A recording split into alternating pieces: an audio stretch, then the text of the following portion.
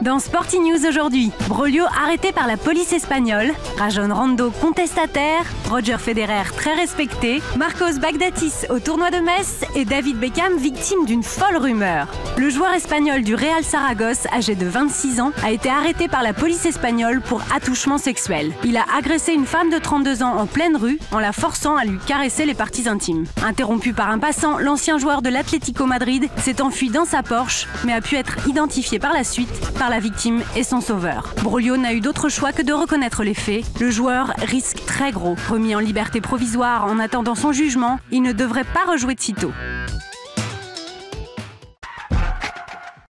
Le joueur des Celtics est très remonté contre le gouvernement américain et veut que tout le monde le sache. Accompagné de Josh Smith, ailier des Atlanta Hawks, Rondo s'est rendu au match de NFL opposant les Eagles aux Falcons et s'est fait remarquer avec un t-shirt des plus explicites.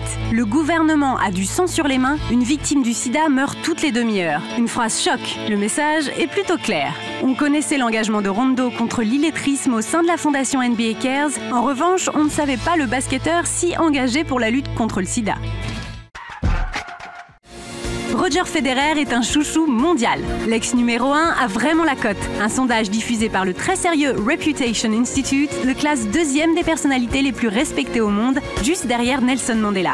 L'étude, réalisée auprès de plus de 50 000 personnes dans 25 pays, n'est pas à prendre au pied de la lettre. En effet, c'est sur la base d'une liste de 54 people que les sondés ont donné leur avis.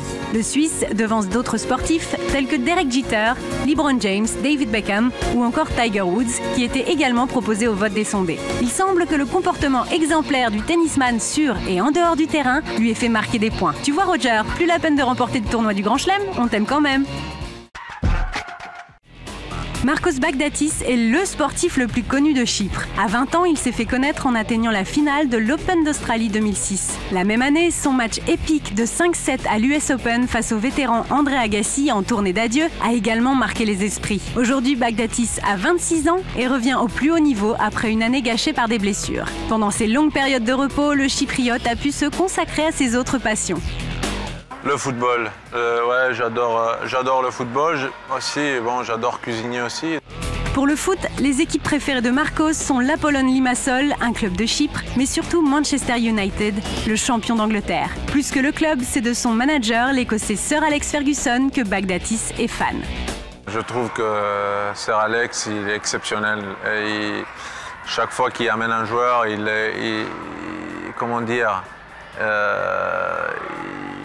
le joueur il joue son meilleur niveau au club. Je trouve que il a cette qualité comme coach, comme manager de pouvoir aider les joueurs à jouer leur meilleur niveau et je trouve que c'est exceptionnel.